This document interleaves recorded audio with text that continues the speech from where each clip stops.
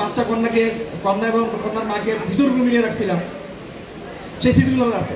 কিন্তু জুলাই নিয়ে যখন আমরা কথা বলি তখন আমাদের মাথায় রাখতে হবে আগামীর বাংলাদেশে আর কোনো ফ্যাসিস্ট যেন না আসে। আর দুঃখজনকভাবে বাংলাদেশের ফ্যাসিজম তৈরি হয় সাংবিধানিক আইনের মাধ্যমে। আমাদের যে সংবিধানটা বিদ্যমান সেই সাংবিধানিক আইনের মাধ্যমে নিয়মতান্ত্রিক মেনে বাংলাদেশের ফ্যাসিজম তৈরি হতে পারে। এখন সুযোগ এসেছে আমাদের সেই সংবিধানটাকে এমনভাবে তৈরি করা যাতে করে আর কোনো ফ্যাসিজম তৈরি না হয়। কিন্তু দুঃখজনকভাবে, এবং আমি নিজেও একটু দায় নিচ্ছি, আমি রাজনীতি সংগঠন করি, আমরা জুলাইয়ের পরে এই সময়টাতে যখন সংস্কারের প্রশ্ন আসছে সবাই কেন যেন আমরা দলীয় স্বার্থটা বেশি দেখছি। এই যে প্রাইভেট ইউনিভার্সিটির ভাইরা যে রক্ত দিয়েছেন, জীবন দিয়েছেন, তারা প্রথাগত কোনো রাজনীতির সাথে সম্পৃক্ত না, তাদের সবার তাগিদ ছিল বাংলাদেশটাকে ভালো জায়গায় নেওয়া। কিন্তু জুলাইয়ের পরে সেই সংস্কার কিন্তু ঠিক মতো করা যায় নাই।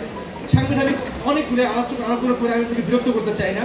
তো আমি আমার প্রাইভেট ইউনিভার্সিটির ভাই বোনদেরকে বলবো, আপনারা যেমন গত জুলাইতে যেমন সক্রিয় ছিলেন, এই জুলাইতে সক্রিয় থাকেন।